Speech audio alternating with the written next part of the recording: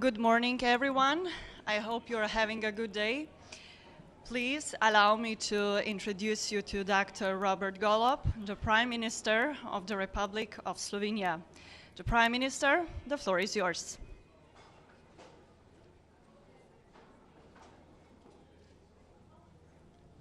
Good morning, ladies and gentlemen.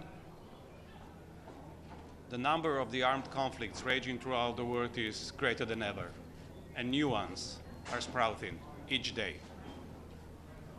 Fortunately, Security Council failed to address most of them, and that is why Slovenia, under its presidency, initiated the open debate on leadership for peace. I'm proud to say that more than 90 high representatives from member states responded and are attending the open debate that is to follow. That clearly illustrates the importance of the topic, the timeliness of it, but it also demonstrates the trust the member states have in Slovenia's presidency. A couple of days ago, General Assembly adopted Pact for the Future. And today, proudly to announce that the Security Council will adopt the presidential statement on leadership for peace, a statement which will be adopted by a consensus, and the statement which reaffirms commitment of all the member states, especially the Security Council members, that the UN is the sole guardian of peace, and that we shall do everything we can in order to strengthen the UN and especially Security Council in this regard. We often hear criticism that when looking at different conflicts, we apply double standards. And for that reason, I'm honored to say that in my home country, in Slovenia, we always apply same principles, same norms, and standards to all of the conflicts, no matter whether it goes for war in Ukraine, war in Gaza or West Bank, or Sudan. For that reason, for the first time under our presidency, we will open the debate on all three most dangerous conflicts that we are facing at the same time, under same standards. I believe this is important to do because otherwise, the UN and the Security Council cannot address effectively any of these conflicts.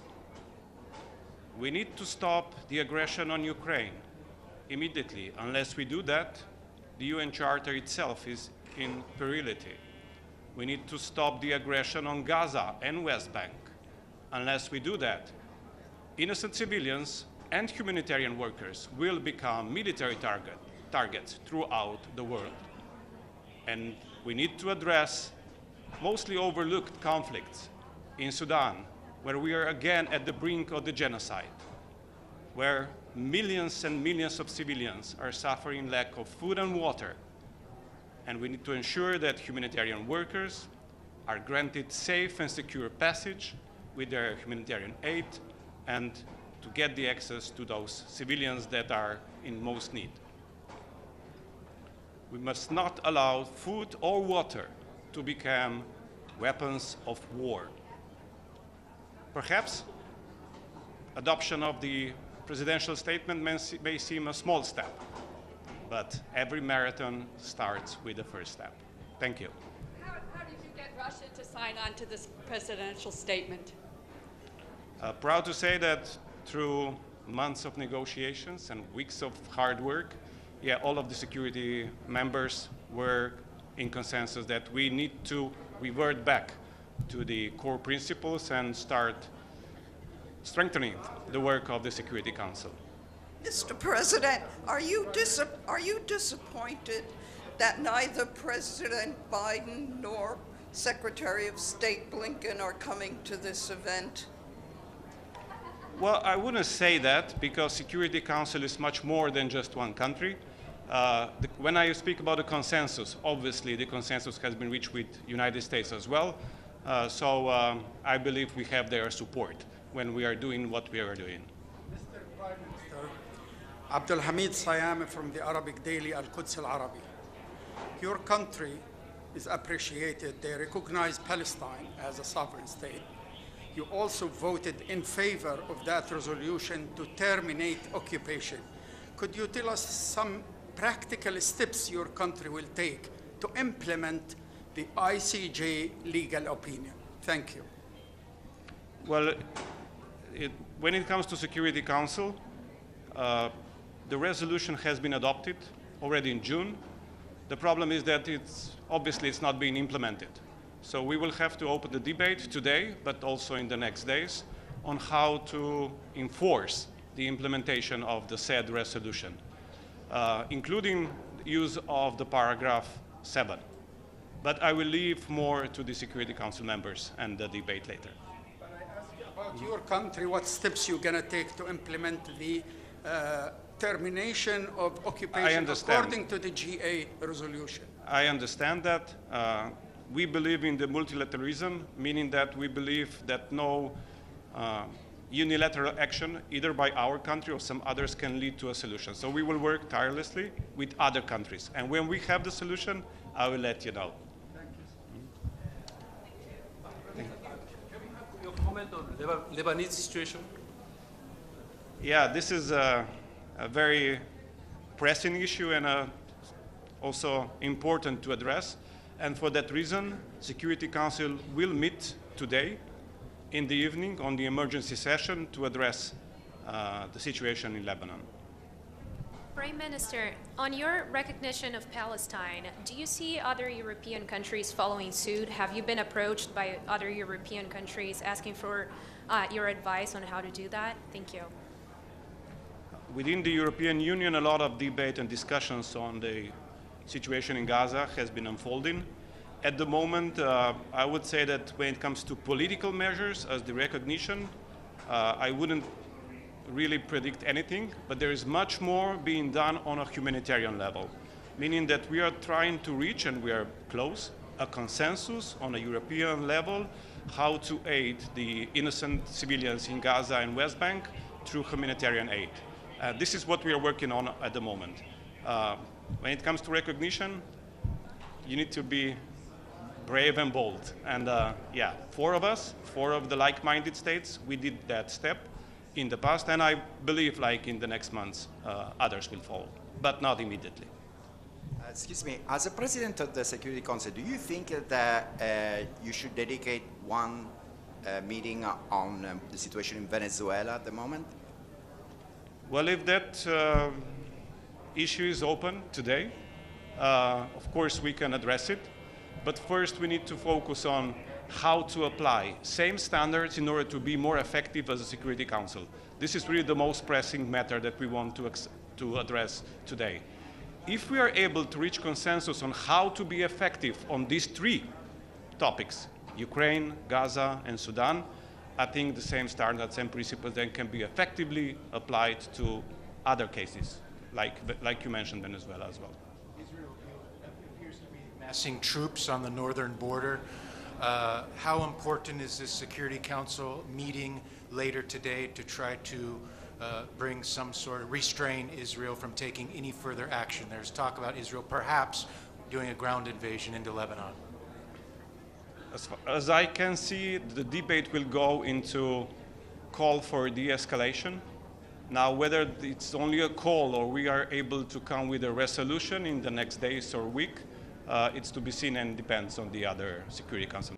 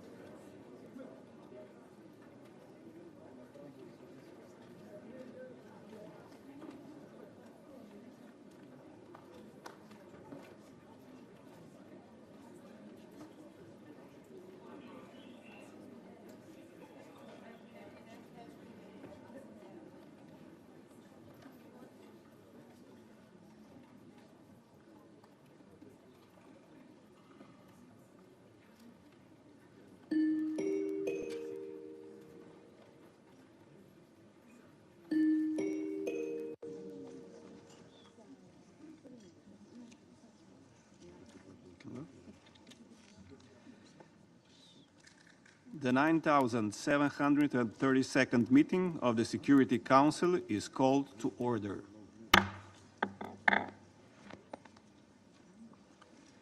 The provisional agenda for this meeting is maintenance of international peace and security, leadership for peace, united in respect of the United Nations Charter in search of a secure future.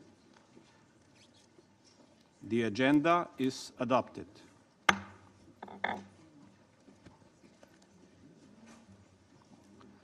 I would like to warmly welcome the Secretary General, distinguished presidents, ministers, and other high-level representatives present in the Security Council chamber. Your presence today underscores the importance of the subject matter under decision. Before each of you is a list of speakers who have requested to participate in accordance with Rules 37 and 39 of the Council's Provisional Rules of Procedure, as well as the previous practice of the Council in this regard. We propose that they be invited to participate in this meeting. There being no objection, it is so decided. The Security Council will now begin its consideration of item 2 of the agenda. I wish to draw the attention of Council members to document S/2224/662, a letter dated 6th September 2024 from the representative of Slovenia to the United Nations Security Council, addressed to the Secretary General, transmitting a concept paper on the item under consideration. After consultations among Council members, I have been authorized to make the following statement on their behalf. Quote,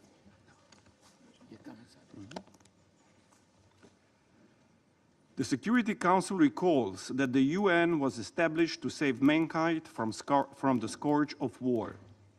It reaffirms the principles set forth in the chapter of the United Nations and underscores that the need to strengthen resolve to maintain international peace and security consistent with the chapter is more pressing than ever. The Security Council reaffirms its primary responsibility for the maintenance of international peace and security. The Council further reaffirms its commitment to international law, including the Charter of the United Nations, including its purposes and principles in their entirety, which are universal, indispensable, and irreplaceable foundations of a more safe, peaceful, just, equal, inclusive, sustainable, and prosperous world. The Security Council recognized the need for universal adherence to and implementation of international law obligations, including obligations arising from relevant Security Council resolutions, and emphasizes the vital importance it attaches to promoting justice and the rule of law as an indispensable element for peaceful coexistence and the prevention of armed conflicts, and reiterates the need to promote women's full, equal, meaningful, and safe participation and leadership at all levels of decision-making in line with Resolution 1325 and related resolutions. The Security Council acknowledges the complexity of challenges and threats to international peace and security and emphasizes the importance of a comprehensive approach to sustaining peace. It reiterates the strong support for the protection of civilians in armed conflicts and underscores the obligations under international humanitarian law concerning the protection of civilians in armed conflicts. The Council calls upon all parties to armed conflicts to comply fully with their obligations under international humanitarian law in order to respect and protect civilians, including humanitarian personnel, and reiterates its commitment towards accountability for violations of international humanitarian law and international human rights law.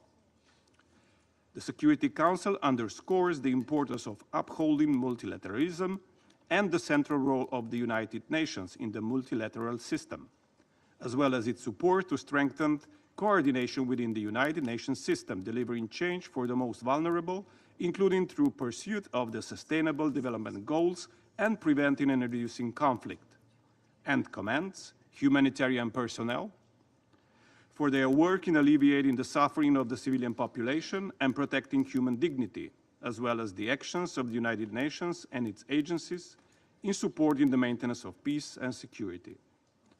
The Council reaffirms that development, peace, and security and human rights are interlinked and mutually reinforcing. The Security Council is fully aware of the responsibilities bestowed upon by the Charter of the United Nations and of the collective aspirations of the peoples of the world, which impel it to take effective action to maintain international peace and security. The Council expresses its commitment to fulfilling its responsibilities in the most effective manner. It further recognizes that the spirit that guided the creation of the United Nations should prevail and inspire mankind to proceed on the path of peace. Unquote. This statement will be issued as a document of the Security Council under the symbol S/PRST/2024/5. Ladies and gentlemen, I now give the floor to the Secretary General, His Excellency Mr. Antonio Guterres. Mr. President, Excellencies, I thank the government of Slovenia for convening this high-level debate on leadership for peace. The topic is rooted in a fundamental truth. Peace is never automatic. Peace demands action, and peace demands leadership. Instead, we are seeing deepening geopolitical divisions and mistrust. Impunity is spreading, with repeated violations of international law and the UN Charter. Conflicts are multiplying, becoming more complex and deadlier. All regions are affected, and civilians are paying the steepest price. From Gaza to Ukraine to Sudan and beyond, wars grind on, suffering grows, anger deepens, lives are upended, and legitimacy and effectiveness of the United Nations and this Council are undermined. Mr. President, Excellencies, leadership for peace requires action in at least two key areas.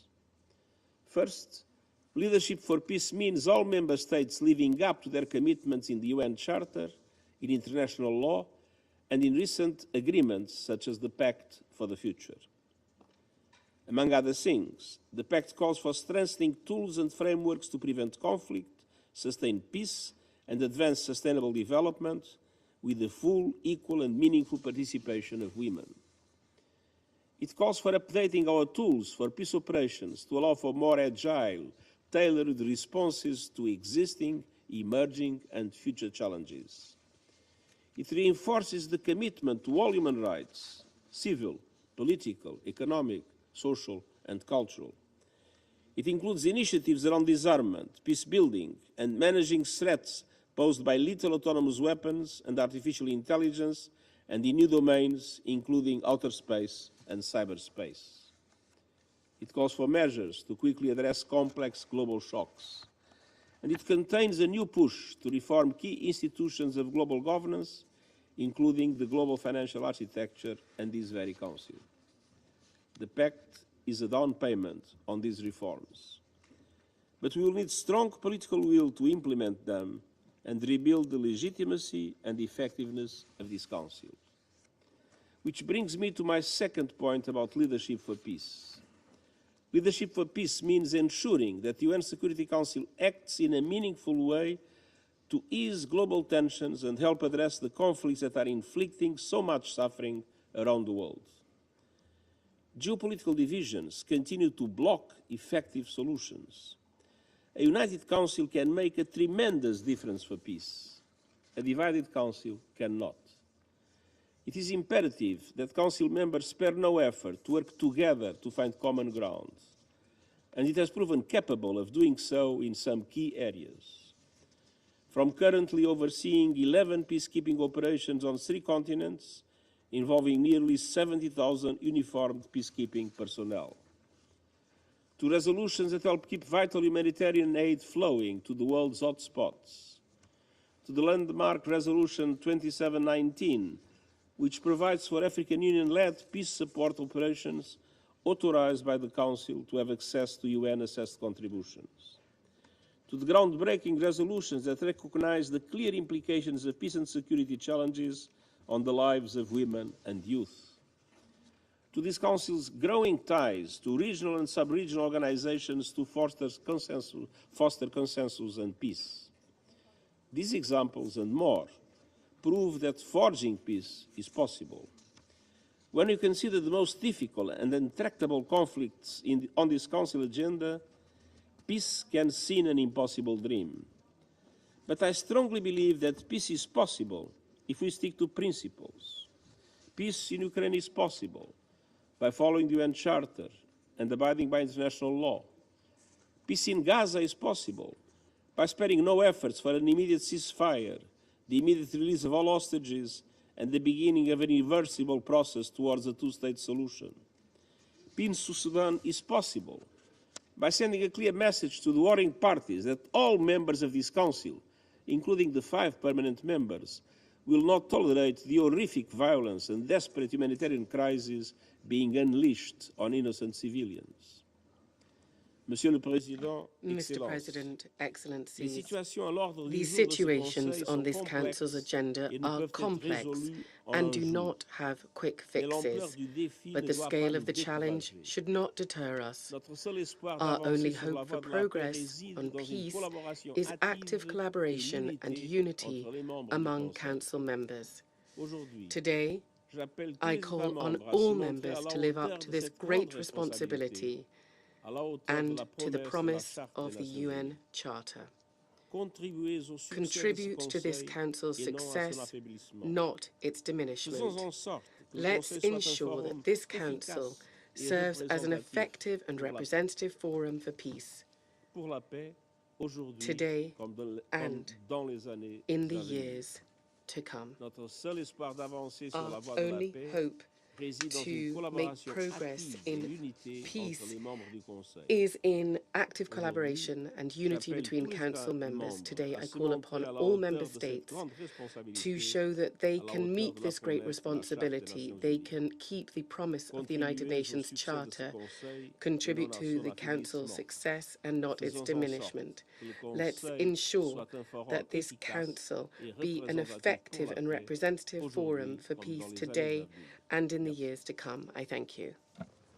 I thank the Secretary General for his briefing. And now I give the floor to Mrs. Mirjana Spoljarić-Egger. What allows humans to commit atrocities in war?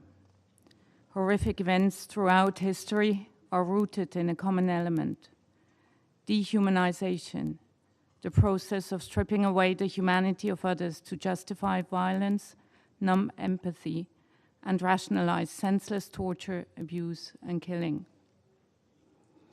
Mr. President, the Security Council's success is measured by how you overcome global divisions, how you overcome the base definition of politics as one of you are either with us or against us.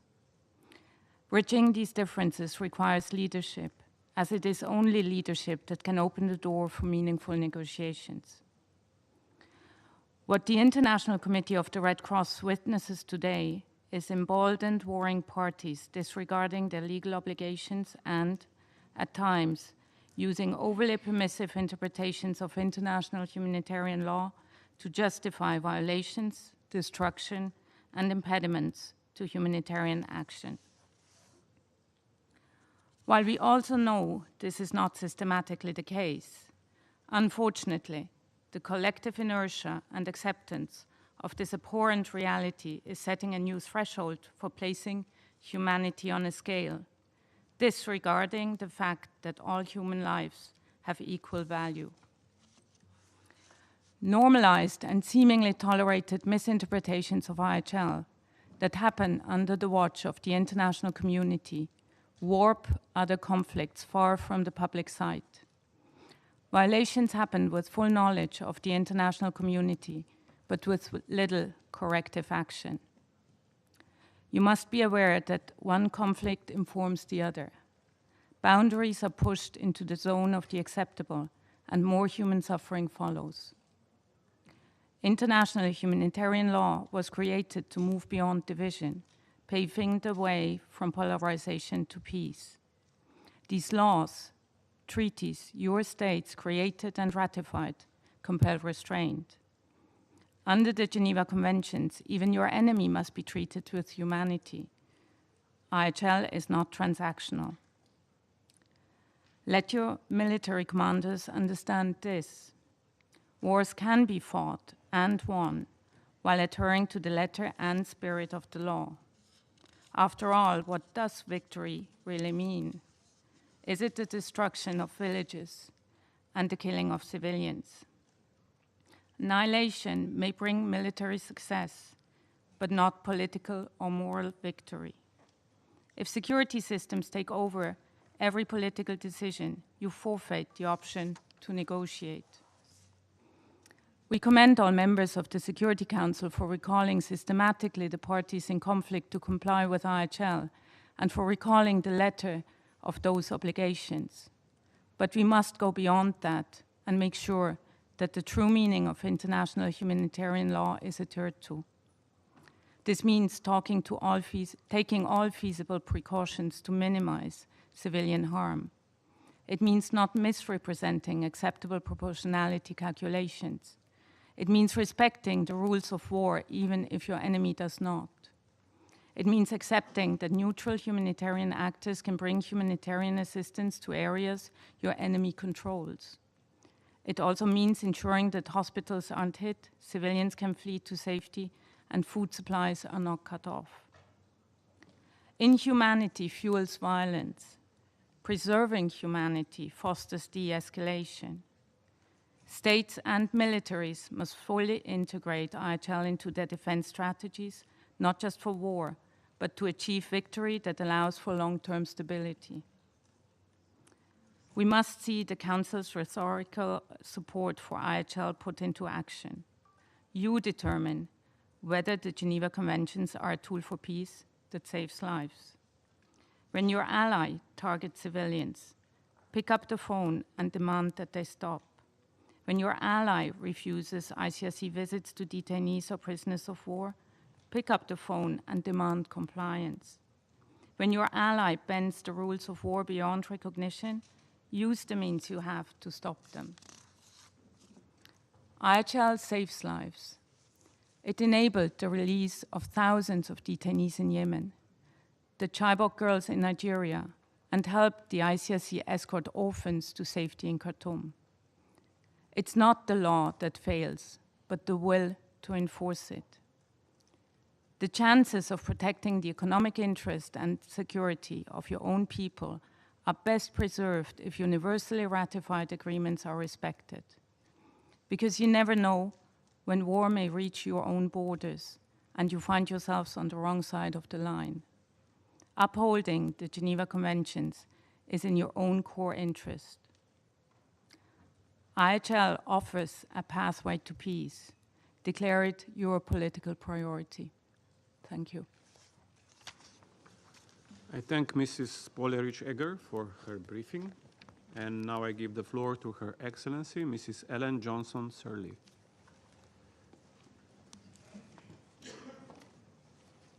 Mr. President, Mr. Secretary General, Excellencies, distinguished members of the Security Council, it is an honor to speak to you today as a member of the Elders, a group of independent leaders founded by Nelson Mandela. Preserving peace should be the primary responsibility of any leader. Yet, the leadership for peace that the world desperately needs is sorely lacking. Today, the Elders are calling for action on all three issues. Firstly, Leaders must uphold international law consistently. From Ukraine to Gaza and beyond, increasingly we see systematic violations of international law in conflict settings and impunity for those who commit atrocities. Powerful states, including some permanent members of this council, are deliberately ignoring international norms.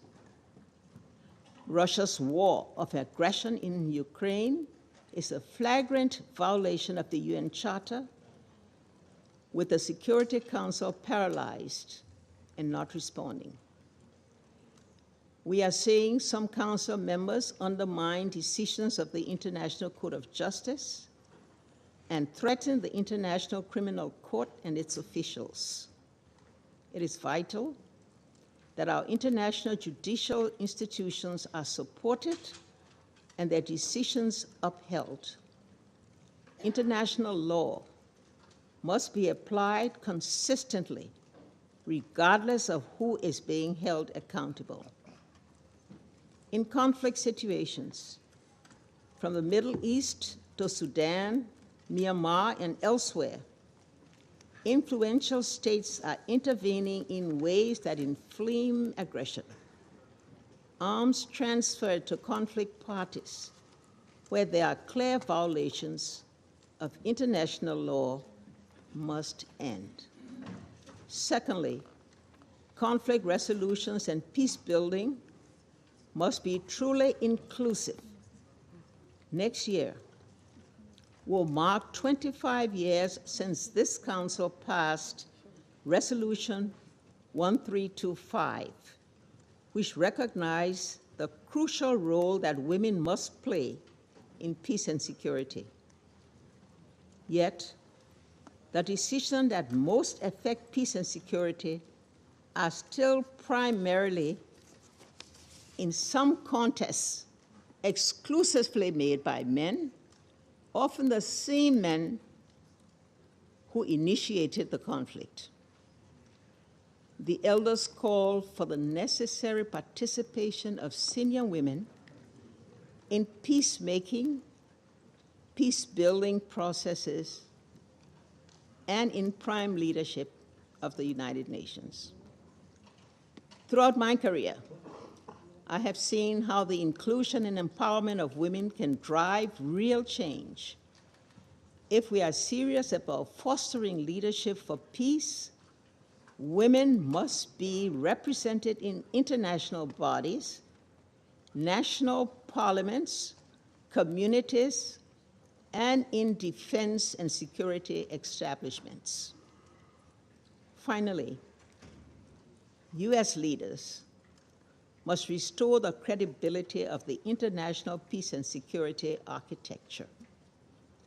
The UN is known worldwide for its peacekeeping, including in my own country, Liberia, where after 14 years of civil war, peacekeeping operation played a crucial role in restoring peace. Sadly, peacekeeping is broken at a time when it needed more than ever. Existing missions are closing without resolution of the underlying conflict. And the emergent conflicts, there is neither political will for engaging peacekeepers nor sufficient troops to place on the ground, as many countries who might normally commit personnel have to deal with conflicts within their own borders. Leadership for peace is essential to address these destabilizing conflicts and the existential threats facing all humanity, the climate crisis, nuclear proliferation, and the risk of pandemics. When the world looks to the UN for leadership in the face of these threats, it looks first to the Security Council. But this council is widely seen to be ineffective. Reform is urgent and overdue. The Council must be fit for the world of 2025 and beyond, not a relic from 1945. To build on the momentum of the Pact for the Future, the elders call for a coalition to launch a reform process and drive negotiations for a more representative and effective Security Council. The General Assembly should play a critical role, as it did during the only successful previous reform of the Council. Distinguished members of the Council, we live in daunting times, and these times demand honesty, integrity, and commitment. So let me close by asking the leaders of today, how long can we go on working under a system that is clearly failing? How long until it breaks and we are faced with a catastrophic similar to that which forced the UN into being? The time for excuses is past, and with great respect, we ask you to act. Do not let us down. I thank you, Mr. President. I thank Her Excellency, Mrs. Sirleaf, for her briefing. I shall now make a statement in my capacity as the Prime Minister of the Republic of Slovenia.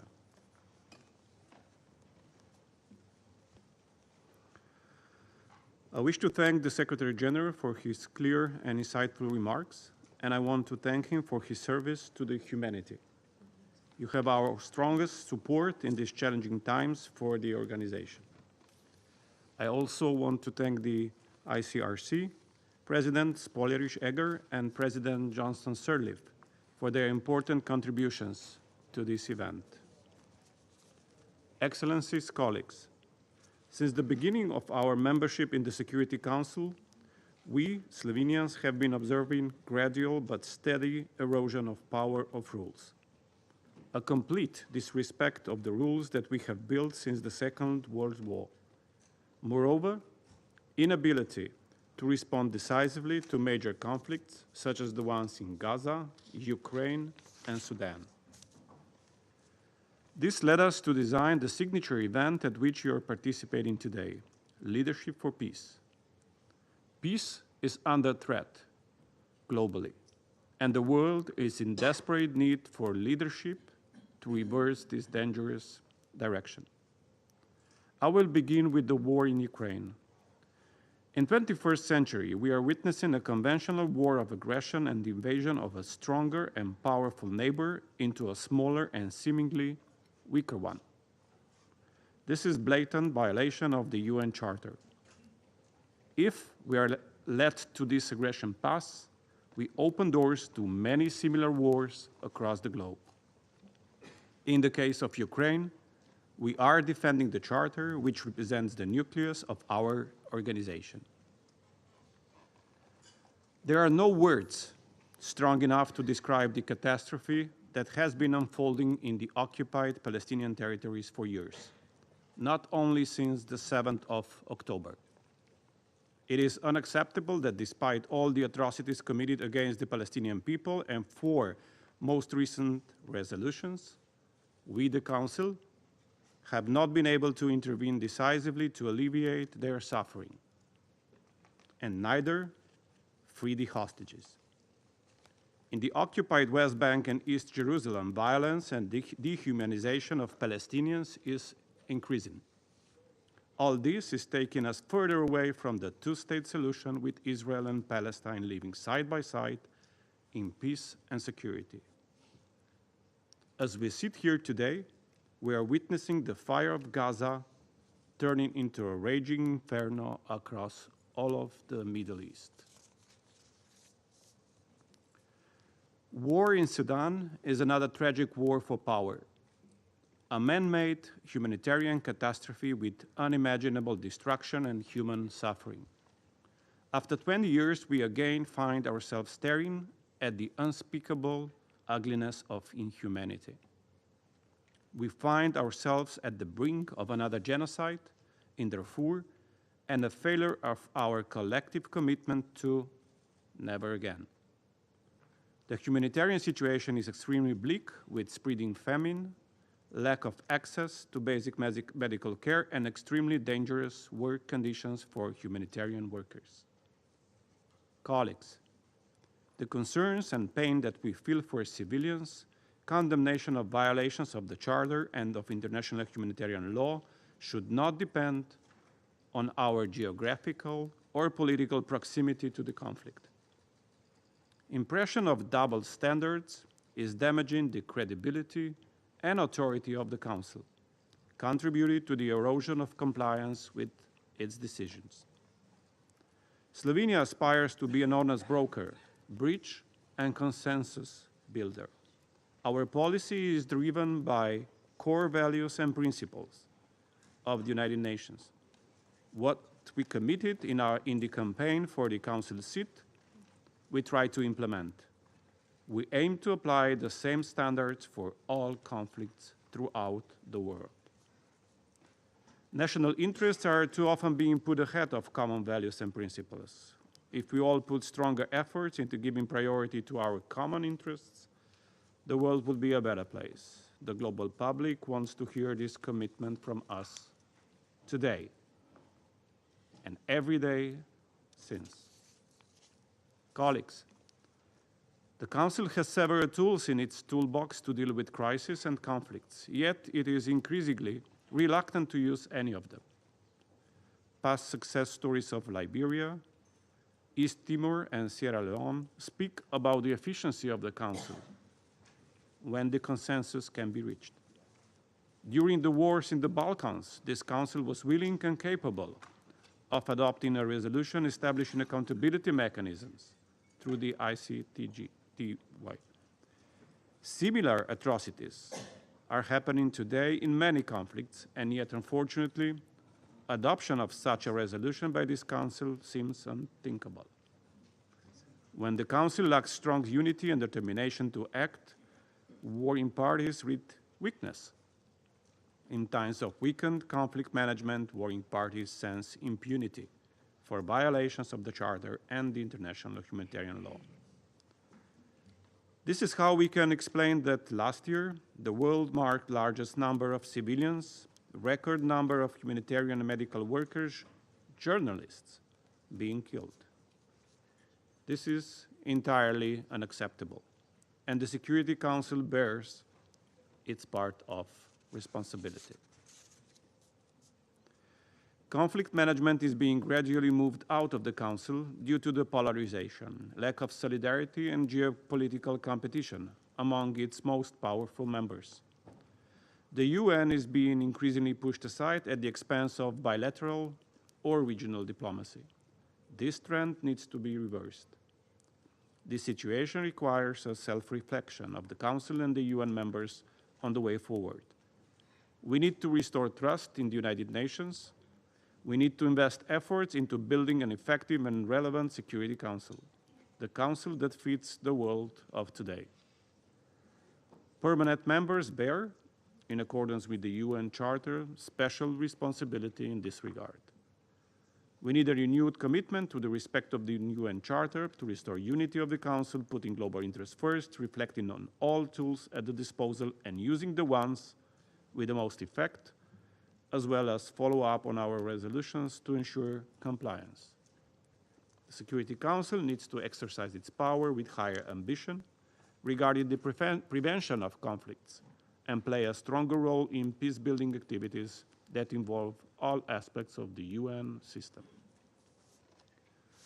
Regional organizations are increasingly taking ownership for finding solutions for their problems. Strengthening cooperation with them opens the Council new ways of dealing with the crisis. Dear colleagues, let me conclude by saying that the principles of multilateralism, the idea that nations must work together to preserve peace, are as important today as they were 79 years ago. Earlier today, we were able to unite around the presidential statement. Let us build on these foundations and let us re-energize our collective work for a better, more peaceful, and more humane world. Look forward to listening carefully to the views, suggestions, and guidance from all of you. I thank you.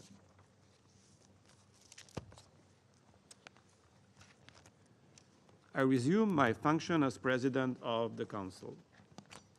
I now give the floor to Her Excellency, Mrs. Viola Amherd, President of the Swiss Confederation. Mr. President, Mr. Secretary General, Excellencies, ladies and gentlemen. Mr. President, thank you for giving us the opportunity to discuss the topic Leadership for Peace. This discussion makes us aware of the importance of shouldering our responsibilities, in particular as members of the Security Council.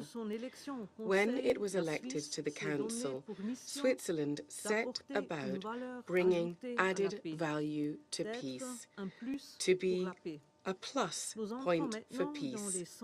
We are now embarking upon the last 100 days of our term.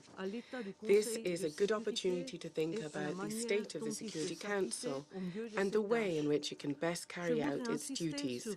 I would like to highlight 2 points in particular. Firstly, leadership consists in establishing standards and ensuring they are upheld, in ensuring accountability for those who violate the law. Today, international law, including international humanitarian law, is very often seriously violated, be this in Ukraine, in the Middle East, in Sudan, or in Myanmar. The international community cannot sit idly by, given the violations of the rule of law in these different contexts, and because of the international disorder that it causes. We condemn the disastrous impact of hostilities on civilians, including numerous children. The Security Council must speak with one voice.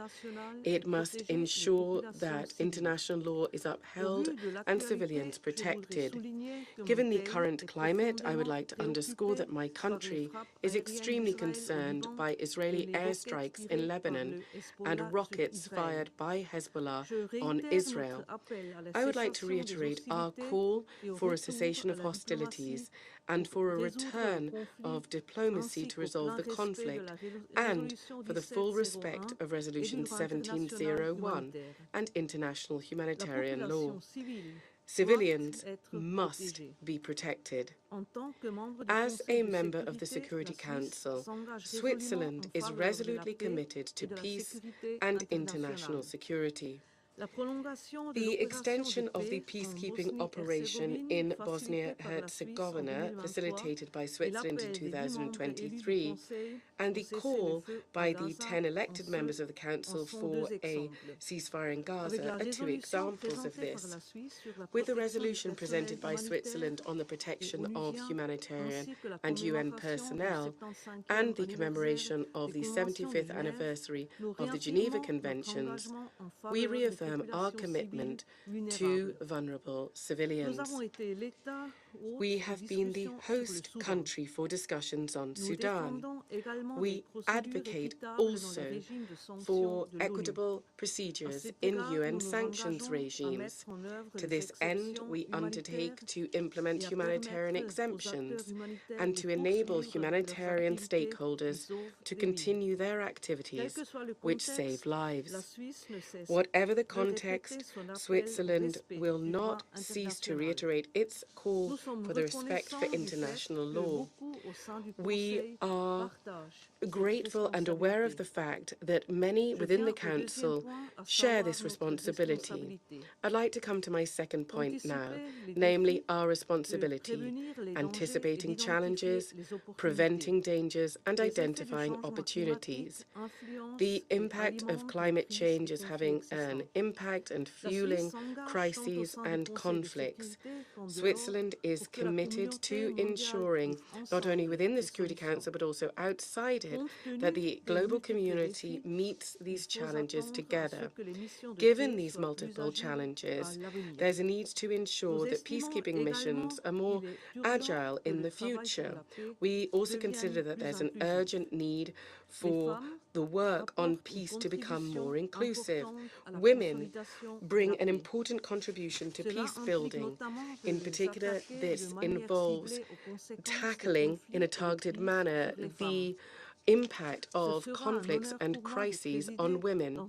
It will be a great honor for me in a month's time to preside a debate within the Council on the role of women in peace processes.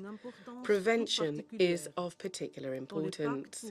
In the Pact for the Future that has just been adopted, states have committed to prevent further conflict rather than just mitigate their impact.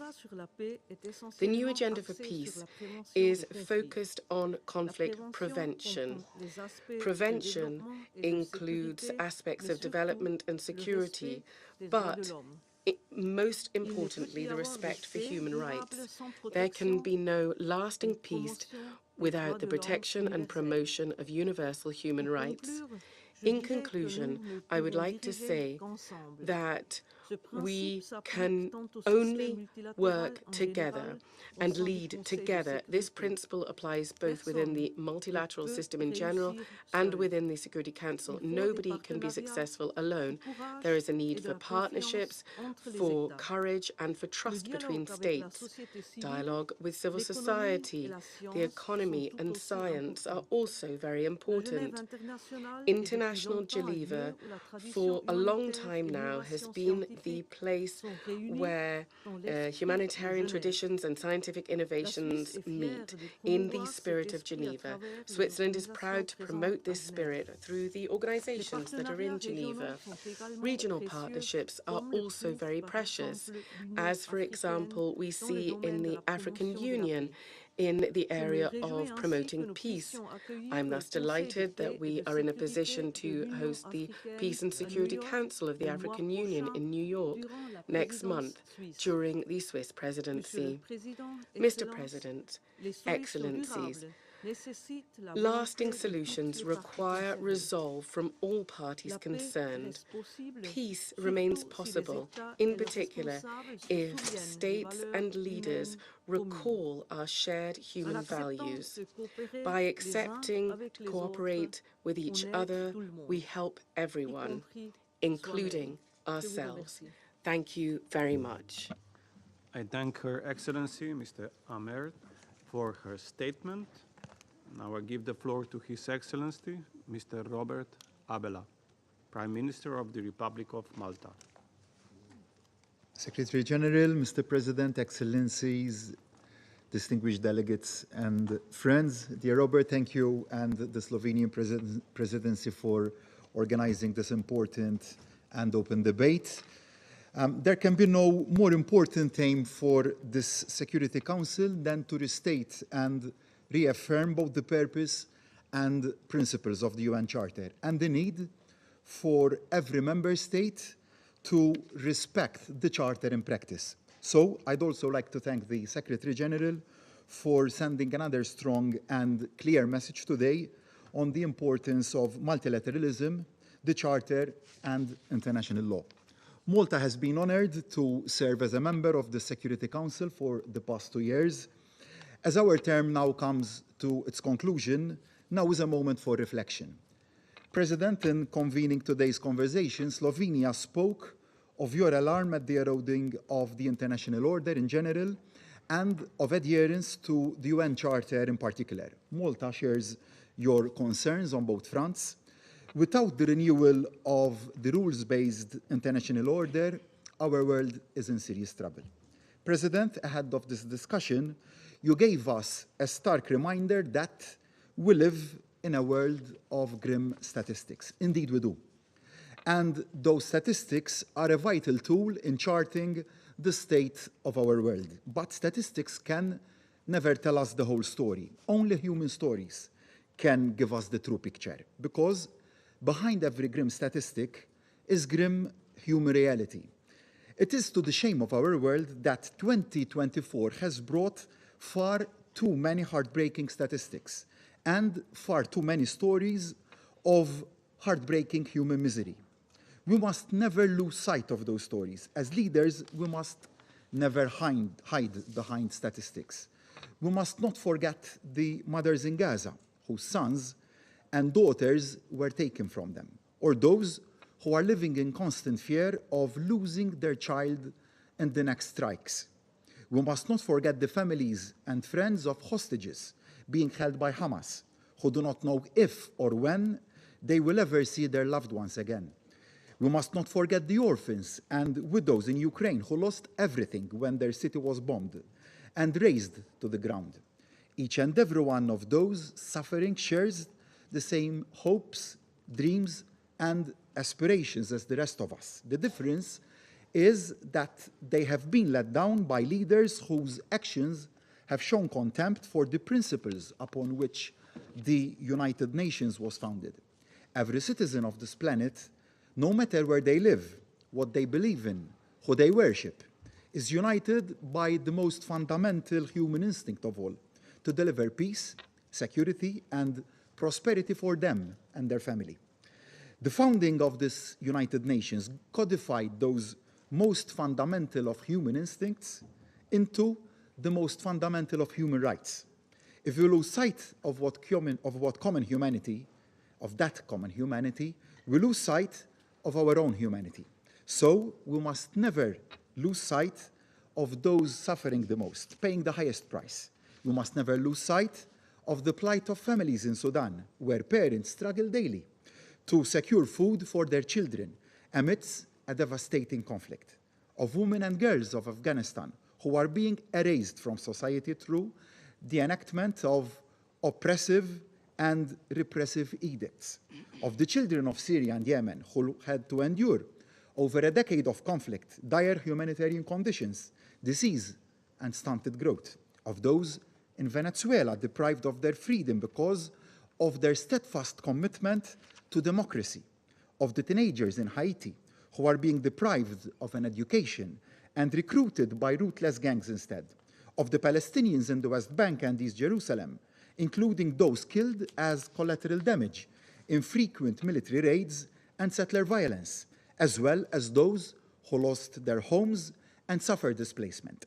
And even when conflict comes to an end, we must never lose sight of its ramifications and the suffering left behind, like the people of Bosnia and Herzegovina, Iraq, the Democratic Republic of Congo, and Somalia, who continue to suffer the horrific consequences of landmines long after the fighting has ceased, leaving many with life-altering injuries. We must never forget any of these people, or any of the countless others suffering from the effects of poverty and/or conflict.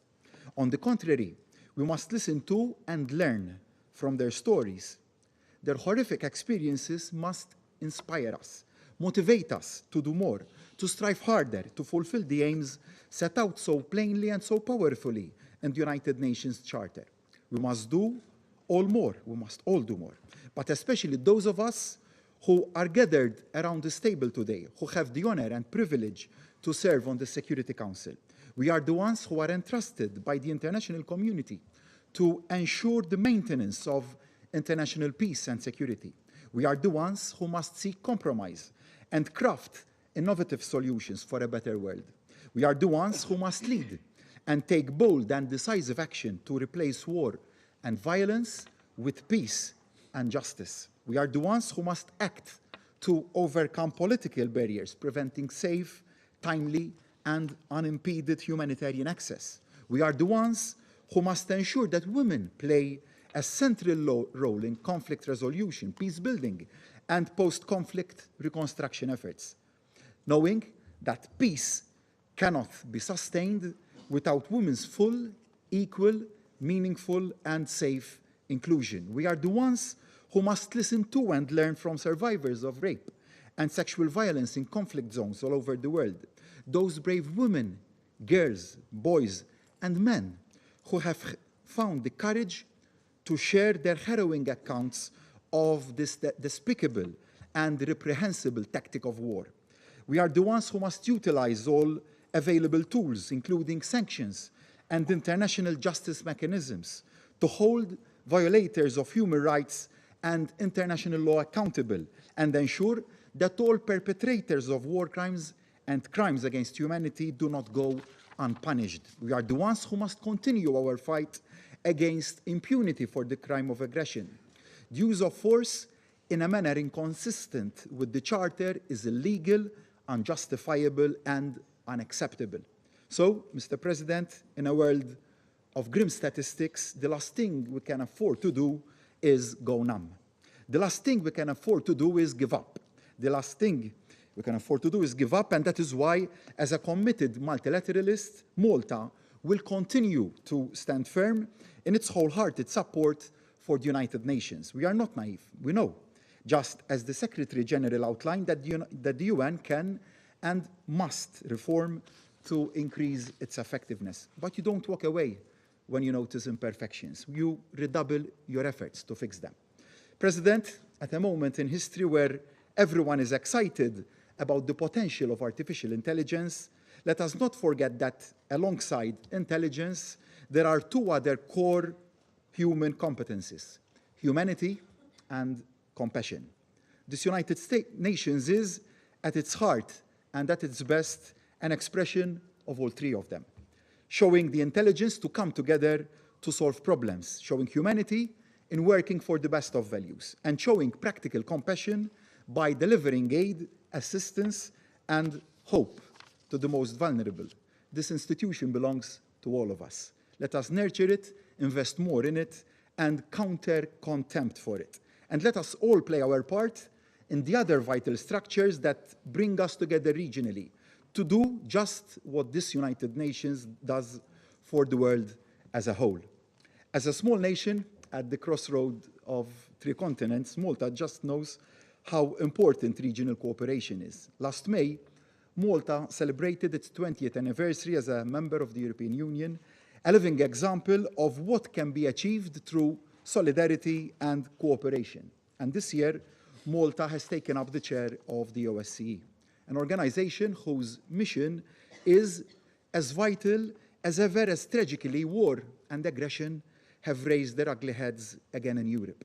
Just because solutions are hard to find, just because differences can seem dauntingly insurmountable, doesn't mean we should ever stop trying. Take climate change, an existential threat to each and every nation, each and every citizen of this planet. It is the very definition of an issue that can only be addressed by nations working together, whatever their other differences. President, to conclude, as Malta's term as an elected member of the Security Council is now drawing to a close, I once again thank all the members of the General Assembly for placing your trust in us. We never took it for granted and worked hard each and every day to repay it. And as we conclude our term, let me conclude my remarks with a conclusion reached over the past 2 years. I am convinced today more than ever that every member of this organization, regardless of size or wealth, has a role to play in the maintenance of international peace and security. We all have unique histories, unique experiences, unique ways of seeing things. But there is strength in this diversity. Together, we can build bridges, overcome barriers, and address common challenges. Malta has tried to do just that over the past 2 years on the Security Council. Malta will always do just that as a proud and committed member of this United Nations. Thank you. I thank His Excellency, Mr. Abela, for his statement. And now I give the floor to His Excellency, Sir Keir Starmer, Prime Minister and First Lord of the Treasury of the United Kingdom of Great Britain and Northern Ireland. Thank you, President, and thank you to our briefers. I want to start by paying tribute to those who see these terrible conflicts and walk towards them with no agenda other than helping those in need. The UN and the ICRC have both lost staff this month in Gaza, Lebanon, and Donetsk. More than 200 aid workers have been killed so far this year, including British citizens. Their humanity should illuminate the work of this Council. Because we have heard again today just how dire the situation has become. The Security Council must deliver its responsibility for global peace and security. So I want to use this meeting to call to action in 3 key areas. First, we need to renew the international consensus on delivering humanitarian support. This should be a bare minimum, yet too often we're falling short. We must address the situation in Gaza. The 7th of October was the bloodiest day for the Jewish people since the Holocaust. I utterly condemn the terrorist actions of Hamas. The ordeal of the hostages and their loved ones continues almost a year later. 6 of them were killed in cold blood just a few weeks ago. So I say again, let the hostages go. And we must face up to the humanitarian catastrophe in Gaza that continues to deepen by the day. Israel must grant humanitarian access to civilians in line with its obligations under international humanitarian law. There can be no more excuses. Israel must open more crossings, allow vital life-saving aid to flow, and provide a safe environment for the UN and other humanitarian organizations to operate. The civilian suffering in Gaza is beyond belief. So we have restarted our funding to UNRWA, we're supporting UK Med to operate their field hospitals, and we're supporting UNICEF to deliver water, healthcare, and specialist treatment for malnourished children. But the most fundamental need is even more basic. They need the fighting to stop. The situation in Sudan also demands our urgent attention. Millions are facing emergency or famine conditions, exacerbated by deliberate attempts to prevent aid reaching those in need. This is now the worst humanitarian crisis in the world today, and the worst displacement crisis, with over 10 million people driven from their homes. It also risks destabilizing South Sudan and Chad, which are already suffering their own humanitarian crisis. The UK has doubled its aid for the victims of this war to almost £100 million, but much more is needed. The world must step in. Second, I call on the Security Council to seek political solutions that can break repeated cycles of violence like that in the Middle East. The region is on the brink. We need an immediate ceasefire between Israel and Lebanese Hezbollah, and the implementation of a political plan which allows Israeli and Lebanese civilians to return to their homes to live in peace and security. That security will come through diplomacy, not escalation. There is no military solution here, nor is there a military-only solution to the conflict in Gaza. This Council must demand, again, an immediate, full and complete ceasefire in Gaza with the release of all the hostages. We need a political route to that agreement which provides a bridge to a better future, a credible and irreversible path towards a viable Palestinian state alongside a safe and secure state of Israel. That is the only way to provide security and justice for both Israelis and Palestinians. In June, the UK brought a resolution to this Council on the war in Sudan, calling for both parties to commit to a ceasefire. I repeat that call today. The warring parties must engage in ceasefire talks. We support the Secretary-General's envoy in his efforts towards peace. We must keep working to bring this war to an end, and we must ensure that those responsible for committing atrocities are held accountable. And this leads me to my third and final point. We must ensure accountability for those violating the UN Charter, and this Council must recommit to the values it sets out. Now, this should go without saying. Yet the greatest violation of the Charter in a generation has been committed by one of this Council's permanent members. Russia's invasion of Ukraine is illegal. It threatens global security. It's caused colossal human suffering. Over 35,000 civilians have been killed or injured, 6 million forced to flee, and almost 20,000 Ukrainian children forcefully deported, kidnapped, to put it bluntly. I think of Yaroslav Basilovich, whose wife and 3 daughters were killed earlier this month by a Russian strike on civilians in Lviv. And I wonder how Russia can show its face in this building. 600,000 Russian soldiers have been killed or wounded in this war. And for what? The UN Charter, which they sit here to uphold, speaks of human dignity, not treating your own citizens as bits of meat to fling into the grinder. Russia's war has triggered a global energy crisis and a global food crisis, causing hunger in the Horn of Africa. They entered into a UN-brokered Black Sea grain deal, then withdrew. They tried to block the pact for the future.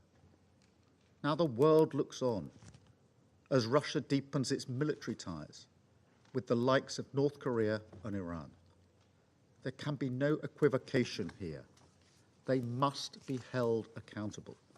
Aggression cannot pay. Borders cannot be redrawn by force. Russia started this illegal war. It must end it and get out of Ukraine. We stand with the 89 countries who made clear at the Swiss Peace Summit that Ukraine's territorial integrity must be the basis of any just and lasting peace.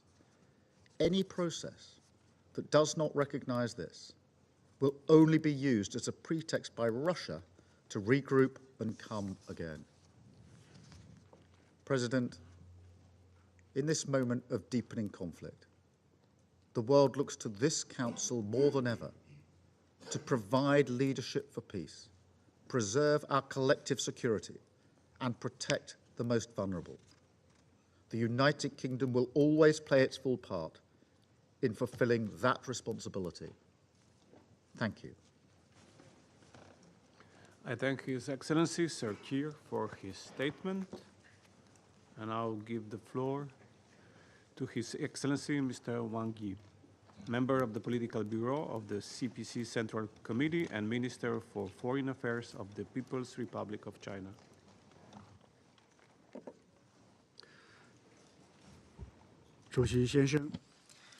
Mr. President, Mr. Secretary General, dear colleagues, China welcomes the initiation by Slovenia as the Security Council presidency of convening this open debate, Leadership for Peace. I thank Prime Minister Golob for hosting the meeting. I listened carefully to the report by Mr. Secretary General, and I commend you, Mr. Secretary General, for all your efforts for world peace. President, since ancient times, peace has remained the deepest aspiration of the humanity. After 2 world wars and the Cold War that separated the East and the West, the commitment to peace has taken deeper root, and the pursuit of peace has become even stronger. However, the world today is far from tranquil, and there remains a long way to go in international peace. There is the protraction of the Palestinian-Israeli conflict, the elevation and spillover of the Ukraine crisis, the resurgence of the Cold War mentality, and growing risks of division of the world. Global development faces difficulties, and emerging technologies are often abused. The United Nations carries the sincere aspiration of the people of the world to save succeeding generations from the scourge of war, and carries a sacred mission to beat swords into plowshares. Sitting at the UN headquarters and facing changes unseen in a century, what should we humans do? Here's China's answer. For peace, we should follow the right vision on security. Vision should come before actions. Chinese President Xi Jinping has proposed the Global Security Initiative, which provides fundamental guidance to address security deficits and pursue lasting peace. And to that end, we must observe the purposes and principles of the UN Charter and respect the sovereignty and territorial integrity of all countries. We must abandon Cold War mentality and zero-sum game and oppose group politics and bloc confrontation. And we must safeguard security in both traditional and non-traditional domains and work together to address new security challenges brought by AI, cyber, and digital advancement. At the same time, we should practice the vision of common, comprehensive, cooperative, and sustainable security and improve the global security governance system in light of the changing times.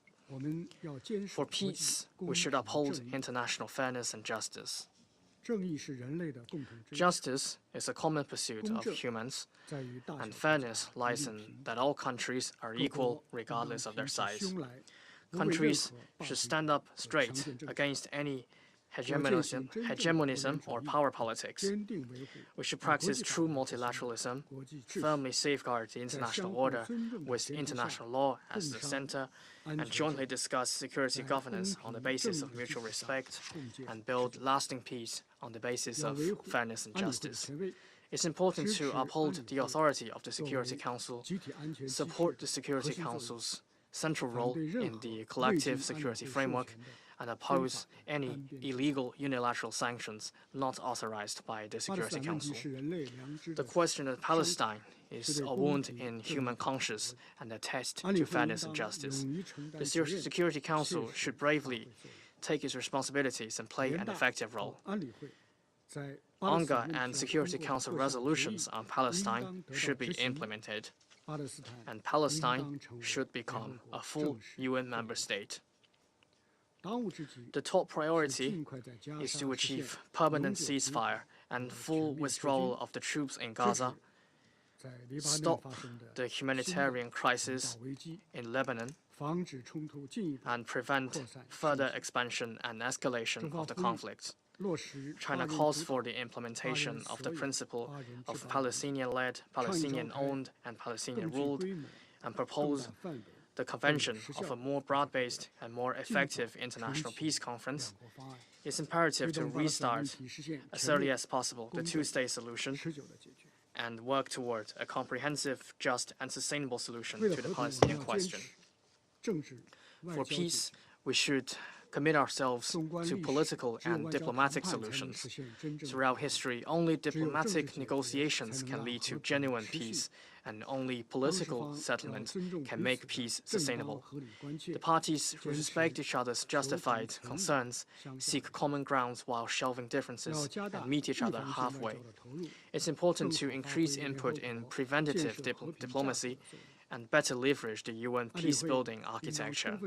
The Security Council should give full play to the tools of mediation as granted by the UN Charter and avoid wantonly using or threatening to use forcible measures such as sanctions. The international community should jointly create conditions and space for political settlement rather than sit idly by, let alone seek selfish gains. The Ukraine crisis is now in its third year, with growing risks of spillover and escalation. China's position has been consistent, that is, to promote talks for peace and political settlement of the crisis. China has issued a position paper on the political settlement of the Ukraine crisis, sent a special envoy for shuttle diplomacy, and has published with Brazil a 6-point common understanding. To pull more balanced, objective, rational voice, create the conditions for ceasefire, build the momentum for dialogue and negotiation, and make our effort to peace. And for peace, we should promote common and sustainable development. Peace and development have profound intrinsic connections. The majority of the hotspot issues on the Security Council's agenda take place in developing regions.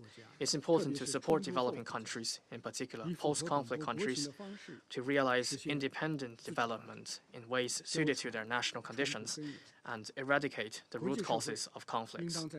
The international community should, on the premise of respecting the leading role of countries involved, provide help, constructive help, instead of interfering in countries' internal affairs under all kinds of pretexts, let alone imposing governance models.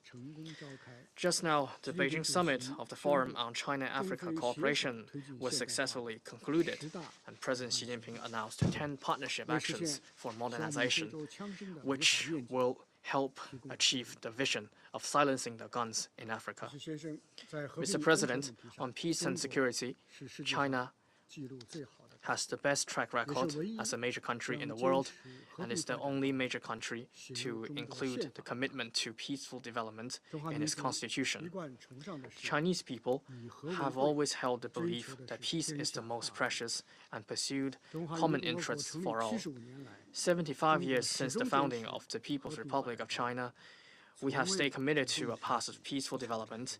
We never provoked a war, never started a proxy war, let alone occupied foreign land.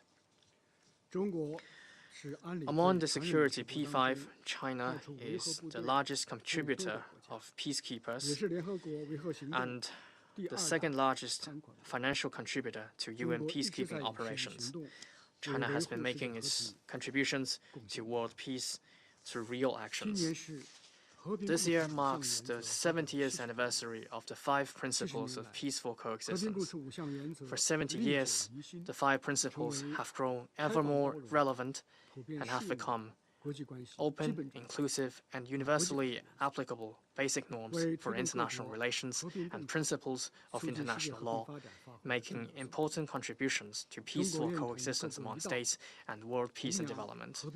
China is ready to work with all countries to champion the essence of the 5 principles and build a world that enjoys enduring peace and universal security. Thank you. I thank His Excellency, Mr. Wang, for his statement. And now I give the floor to Her Excellency Mrs. Linda Thomas Greenfield, Permanent Representative of the United States and member of the President Biden's cabinet. Thank you, Mr. President. Prime Minister Golob, thank you for convening this important open debate on leadership for peace, and for Slovenia's efforts to strengthen the Security Council and the multilateral system. I welcome all of the leaders who have joined us here today. I also want to thank ICRC President Egger for her critical perspective as a humanitarian. I thank Secretary General Guterres here during the busiest of weeks for his leadership on the Pact for the Future, which will bolster the UN's ability to prevent and resolve conflict, and for the first time sets out parameters for council reform. Last but definitely not least, I want to thank my dear friend and mentor, President Sirleaf, for being here as the representative of the elders. Colleagues, I believe we can learn so much from President Sirleaf's legacy of leadership and from the story of Liberia's path to peace, a story in which the United Nations played a critical role and where I had a front row seat witness as U.S. ambassador. After all, it was UN peacekeepers that helped secure the peace in Liberia following a long and bloody civil war. And it was Blue Helmets that facilitated the country's democratic elections in 2005, which brought President Sirleaf into office as the first woman elected to lead an African nation. UNMIL forces left the country in 2018, but peace and democracy have endured. And now Liberia is making its own contributions to peacekeeping missions across Africa. Thank you, Madam President. Colleagues, let us look to Liberia as an example as we look for solutions to today's most pressing global challenges. And right now, there's no shortage of challenges. From the existential threat posed by the climate crisis to the spike in global food insecurity to the proliferation of devastating conflicts and crises in Ukraine, in Sudan, Haiti, and DRC, and of course in Israel, Gaza, and Lebanon. Colleagues, as President Biden said yesterday, since October 7th, the United States has been determined to prevent a wider war that engulfs the entire region. Full-scale war is not in anyone's interest. And even as the situation has escalated, a diplomatic solution to end the suffering in Gaza, to allow residents from both countries to return to their homes, to forge peace. It is possible. It has to be. As these crises have metastasized, some have come to see the United Nations and the broader multilateral system as, to put it bluntly, inept. And we've heard some of that today. I understand where that comes from. People have a right to be frustrated. Still, I believe to my core that the role of the United Nations in the world has never been more critical, more important, that our capacity for change is still possible. But there is a catch, and it's a big one. The United Nations can meet this moment if and only if it undergoes some real change itself. This will not be easy, but it is vital. As you heard President Biden say yesterday in the general debate, and I quote, "We must build a stronger, more effective, and more inclusive United Nations," unquote. That reform needs to happen across the UN system, including to this very body. And a few weeks ago, I announced 3 new Security Council reform commitments on behalf of the Biden-Harris administration.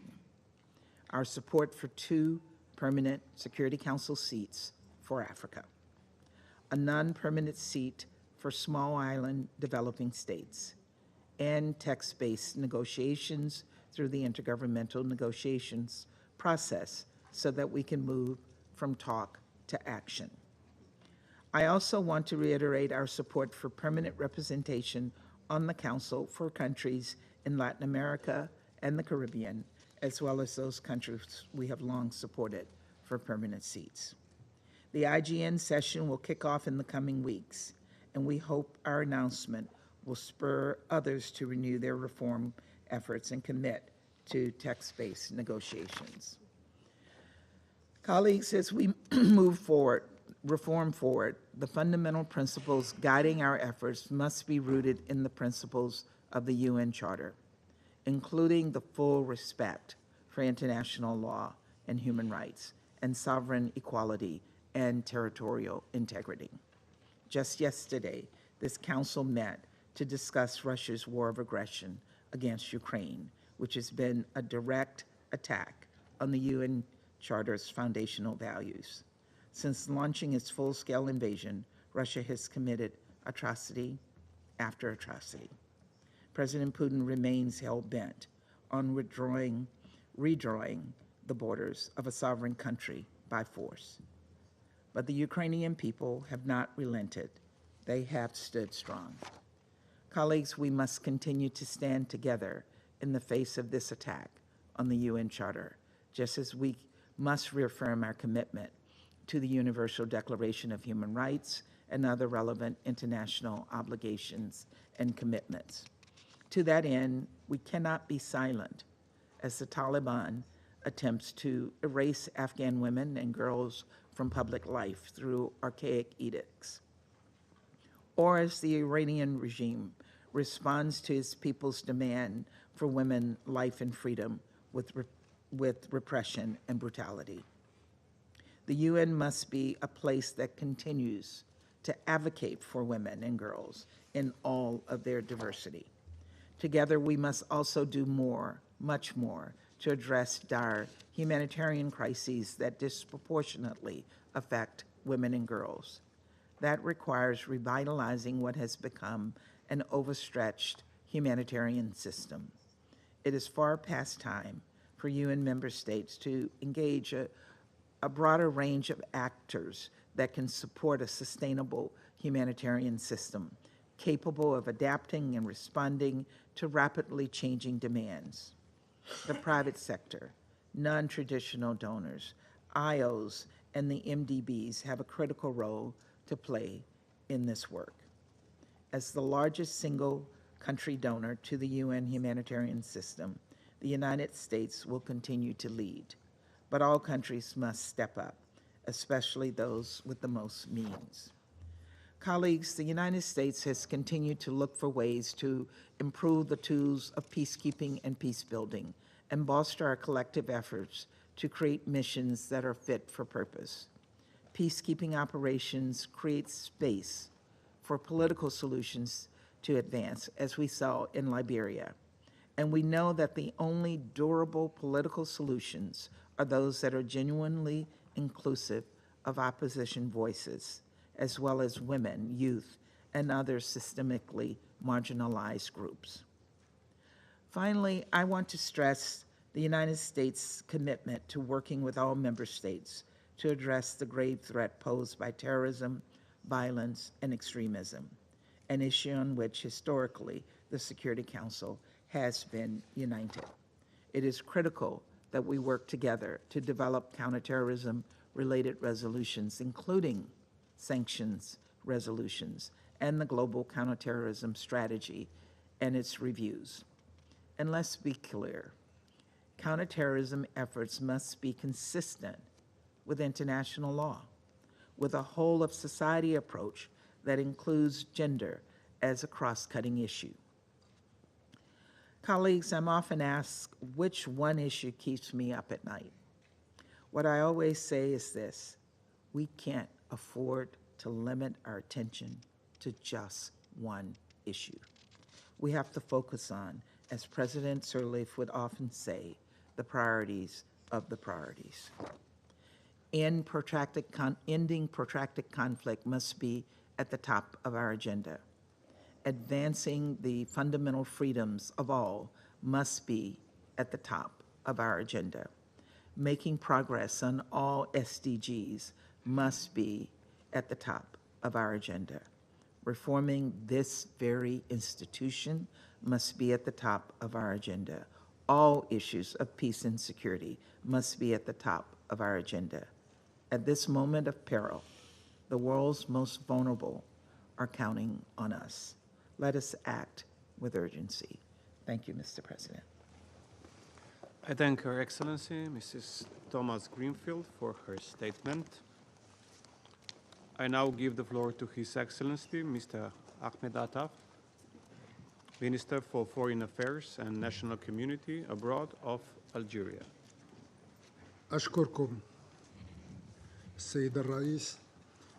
I thank you, Mr. President. I congratulate you for having chosen such an appropriate theme for this meeting, which sheds a light on the acute crisis besetting action in the multilateral international sphere, a crisis which is accompanied by an absence or total marginalization of the Security Council. In our view, this crisis is the most dangerous and the most severe crisis in the history of our organization. In view of the way this crisis is playing out at all levels and in several areas, on several fronts. Firstly, we note with concern the rising tide of power struggles, the return of unilateralism, individualism, and self-isolation, and all of that is working to the detriment of multilateralism represented by and enshrined by our organization. An organization which was created with a view to building and bolstering the ties between its members. Secondly, we are regrettably witnessing the proliferation of and worsening of crises and wars in an unprecedented way, in a way never seen before in the modern history of international relations. What we're seeing is an ever-quickening erosion of respect for international law. Its norms, its constants and references to it are being eroded and decreasing in number. With great bitterness, we're witnessing the scarcity of international initiatives designed to settle these crises, conflicts and wars. What we're seeing is the weakening of our organization on the global diplomatic stage. The three aforementioned phenomena clearly demonstrate that the collective security regime is splintering. Consequently, there is a risk that that system will disappear. The Security Council is watching crises play out, increase in number, and pile on to its agenda as permanent items without taking decisive, firm decisions or without playing a key role and without having the last word when it comes to the solutions that others wish to see. Far less is it able to impose solutions and decisions as provided for in the UN Charter.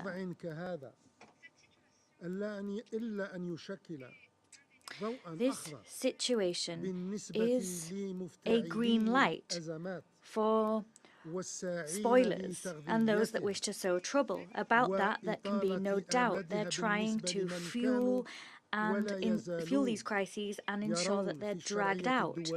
The Council's inaction is a green light for those who wish to erode international legitimacy and for those that view our Charter as an obstacle which hinders their pursuit and achievement of their goals, ends and agendas. We've seen how this situation has drawn out the genocidal war besetting the Palestinian people in the Gaza Strip. Israel's colonialist occupation has not been stopped. It has not ceased in its criminal practices and its inhumane action.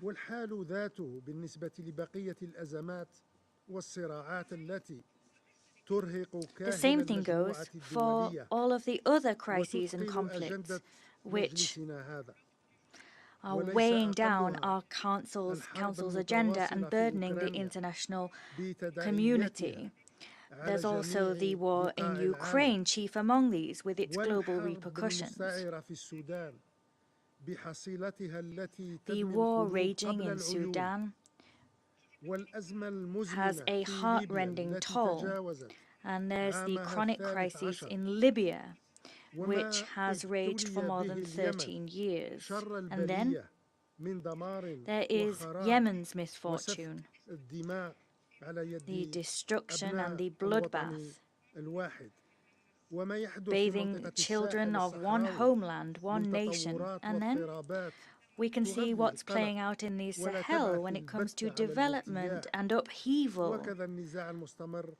The way that upheaval is evolving is a source of concern. And then there's the conflict which is continuing in the last African colony, Western Sahara. Algeria is calling for us all to mobilize, for us to pool our efforts in order to restore to the Security Council and to the United Nations more generally the key role it must rightfully play. It must reclaim that role by working on 5 key fronts. The first of these is that of overcoming polarization. The Council must improve the working environment within the Security Council so that there can be more space and more room for the E10 to play their part. This group has proven it is able to build bridges, to create common ground that can be shared by the permanent members of the Security Council, and that has made it possible to foster consensus-based solutions agreed upon by all. Here, broader interest, public interest, prevails, as does international peace and security. The second front on which the Council must work is that of continuing to enforce Security Council resolutions and holding accountable those that defy resolutions and those that fly in the face of the will of the international community. All Security Council resolutions remain binding. These include resolutions that have been adopted on the Palestinian question, ensuring that these resolutions are concretely implemented remains the very core of our Council's mandate. The third front involves improving coordination between the Security Council and the United Nations General Assembly when it comes to matters of international peace and security. The General Assembly's work in situations in which there is an impasse within the Council must be encouraged. And that is important to ensure that those two bodies work with each other rather than pitting what they're doing against each other. The next front involves the responsibility of the Secretary General. He is at the helm of our organization, and he is primarily responsible for the organization's performance. The Secretary General should enjoy full and absolute freedom when it comes to any diplomatic initiatives which would further the cause of international peace and security. In no case should such action be bound by a prior agreement or must be conditional upon an agreement within the Security Council being reached, because often that agreement is not reached. Now, the fifth front is the issue of Security Council reform. By democratizing its working methods and by increasing the number of members on the Council with a broader structure which better represents the international community in its current form. It is a matter of priority, as far as we're concerned, to ensure that when we reform the Security Council, we remedy the historic injustice done to our continent, Africa. They continue to be the only continent absent from the permanent members of the Council and the continent least represented among the elected members. I thank you, Mr. President. I thank His Excellency, Mr. Attaf, for his statement. And I now give the floor to His Excellency, Mr. Hugh Hilton Todd, Minister for Foreign Affairs and International Cooperation of Guyana.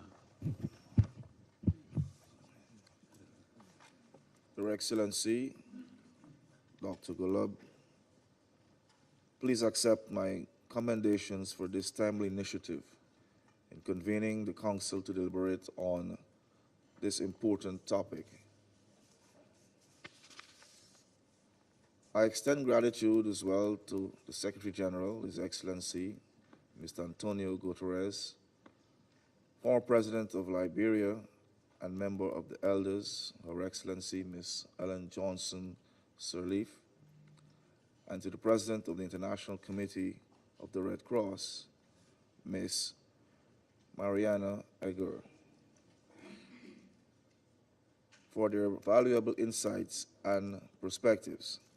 Excellencies, the United Nations was created nearly 80 years ago with the solid determination to save succeeding generations from the scourge of war, to reaffirm faith in the dignity and worth of the human person and in the equal rights of men and women, and of nations large and small.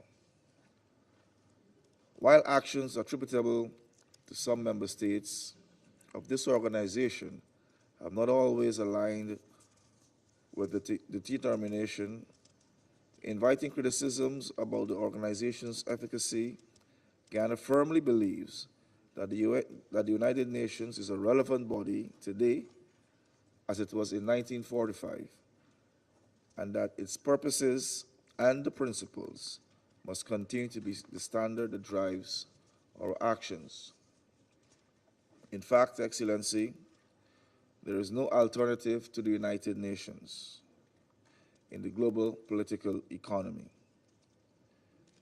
We acknowledge that the organization's efficacy and legitimacy continue to be undermined, especially in an environment where national priorities and self-interest that go against what is right and just now dominate the global narrative. Yet we must reject the prevailing culture of cynicism and address these shortcomings. We must demonstrate by our collective actions that the United Nations remains the moral compass of the world. Turning to your question on how to address the emerging trend of eroding respect for the United Nations Charter and recommit to its purposes and principles, I will make 3 points. First, at the heart of every instance of deviation from the ideals of the United Nations is disregard for the provisions of the Charter and international law more generally. We must therefore make it consequential for those members who violate established global norms and standards, including international law. This brings me to my second point, the selective application of international law. We as member states of the United Nations must not and cannot accept double standards in the application of the legal norms to which we have all agreed. We must make it a priority to promote the consistent application of the United Nations Charter and international law. It is, after all, only we member states who can ensure that this happens. And I take this opportunity to urge a recommitment by all of us to uphold the Charter as the standard for all decisions and actions. Membership of this organization is voluntary, but adherence to the purposes and principles of the Charter is not. It is a legal obligation. Our world is replete with painful examples of the consequences of violating the provisions of the Charter. Gaza, Sudan, and Ukraine are 3 such cases that are particularly concerning, owing to the depth of human suffering and destruction taking place. Though there is political will on the part of most Council members to make the right decisions to bring these wars to an end and to create conditions for the protection of civilians, the Council is stymied by one or the other veto. Let us recall that one of the central pillars on which the United Nations was built is the dignity and worth of the human person, and this must be the driving force for action. War strips away a person's dignity, as we've seen in the cases of Palestinians struggling for decades to exercise the right to self-determination, or in the case of the Ukrainians, to defend their sovereignty and territorial integrity, a principle which is fundamental to international legal order. As for the Sudanese people, they too remain trapped, victimized, and brutalized in a war of political ambitions fueled by external interests. We must use all tools at our disposal to protect civilians wherever they are. Every human life is valuable, and we cannot make distinctions about the protection needs of civilians based on invalid criteria such as race, religion, nationality, or political interests. Finally, Guyana considers that the maintenance of international peace and security is a collective endeavor that also involves regional organizations. It is therefore important for the Security Council to continue working closely with regional organizations such as the African Union, the European Union, and my own Caribbean community, CARICOM, inter alia, to jointly develop responses for threats to peace and security in the respective regions. Excellencies, peace is the foundation for development, and development itself is critical for sustainable peace. Ghana therefore urges bold and visionary leadership for the development and sustainable peace, and commits to doing so, and commits to doing its part towards this global endeavor. I thank you. I thank His Excellency Mr. Todt for his statement. I now give the floor to His Excellency Mr. Cho Tae-yul, Minister for Foreign Affairs of the Republic of Korea. Madam President, I'd like to thank you for convening this important meeting. I'd also like to thank Secretary General Guterres, ICRC President Edgar, and former President Sirleaf of Liberia for their briefings. Plagued by an unprecedented number of conflicts since World War II, the world now more than ever is calling upon the Security Council to play its entrusted role of maintaining international peace and security. Regrettably, however, recent developments have exposed the limitations of the Council in effectively addressing pressing issues.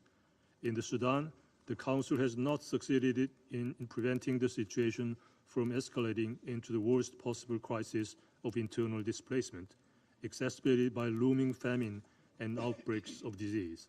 Regarding Gaza, the Council has yet to take decisive actions, despite the loss of more than 40,000 lives, deepening humanitarian crisis.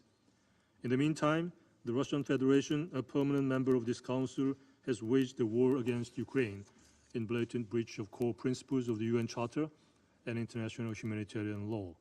Even in the face of mounting civilian casualties, the Council has failed to adopt a single resolution in response to this aggression. Adding to the frustration is the fact that the Russian Federation obtains arms and munitions from North Korea in flagrant violation of multiple Council resolutions, while using its veto power to undermine the international non-proliferation regime. We strongly urge Russia and North Korea to comply with the relevant Security Council resolutions, all of which were unanimously adopted in this chamber. Under these challenging circumstances, it is imperative that all members of the UN Security Council guard the principles of the UN Charter in recognition of their broader and greater responsibility for promoting global peace and security. It is usually the most vulnerable, particularly women and children, who bear the brunt of conflict. I call upon all parties to conflicts to comply with international humanitarian law, including the Geneva Conventions. Specifically, attacks on medical and humanitarian personnel must immediately cease, as they disrupt the delivery of life-saving assistance to those most in need. Mr. President, the most effective way to alleviate human suffering is to prevent conflicts in the first place. The Council should strengthen its engagement in the entire peace process with a particular focus on conflict prevention. To this end, it must advance efforts to address the underlying causes of conflicts. Many of today's humanitarian challenges, ranging from poverty and refugee crisis to resource allocation, are interlinked to security and development.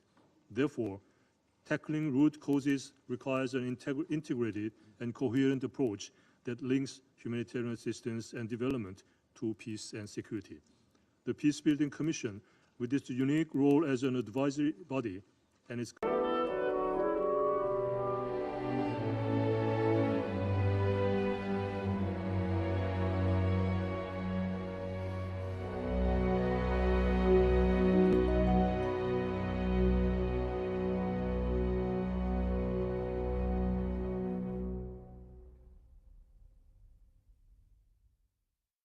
Wir hörten die Altistin Marie-Nicole Lemieux und das Orchestre National Bordeaux-Aquitaine unter der Leitung von Paul Daniel mit dem Lied Where Corals Lie von Edward Elgar.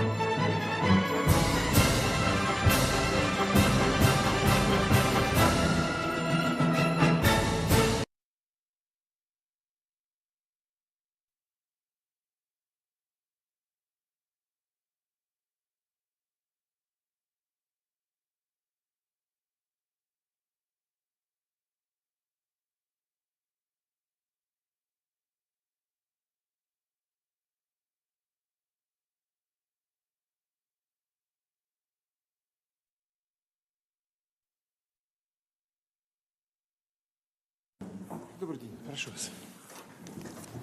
Добрый день, уважаемые коллеги. Мы с вами проводим сегодня плановое мероприятие. Это совещание так и называется. Постоянное совещание по ядерному сдерживанию 2 раза в год. Оно проводится. И в сегодняшней повестке дня у нас вопрос, связанный с обновлением основ государственной политики в области ядерного сдерживания.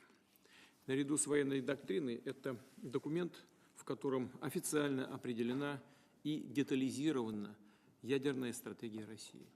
Прежде всего зафиксирован базовый принцип применения ядерного оружия, а именно использование ядерных сил – это крайняя мера защиты суверенитета страны. Подчеркну, мы всегда в высшей степени ответственно подходили к таким вопросам. Хорошо сознавая, какой колоссальной силой обладает это оружие, стремились укрепить международно-правовую базу глобальной стабильности, не допустить расползания ядерных вооружений и их компонентов. Сегодня ядерная триада остается важнейшей гарантией обеспечения безопасности нашего государства и граждан, инструментом поддержания стратегического паритета и баланса сил в мире. Вместе с тем, мы видим, что современная военно-политическая обстановка динамично меняется, и мы обязаны это учитывать, в том числе возникновение новых источников военных угроз и рисков для России и наших союзников. Важно прогнозировать развитие ситуации и, соответственно, адаптировать положение документа стратегического планирования к нынешним реалиям. За последний год специалисты Министерства обороны, Министерства иностранных дел, аппарата Совета Безопасности и других ведомств провели глубокий всесторонний анализ, оценили необходимость корректировки наших подходов к возможному использованию ядерных сил. По результатам этой работы предложено внести ряд уточнений в части определения условий применения ядерного оружия.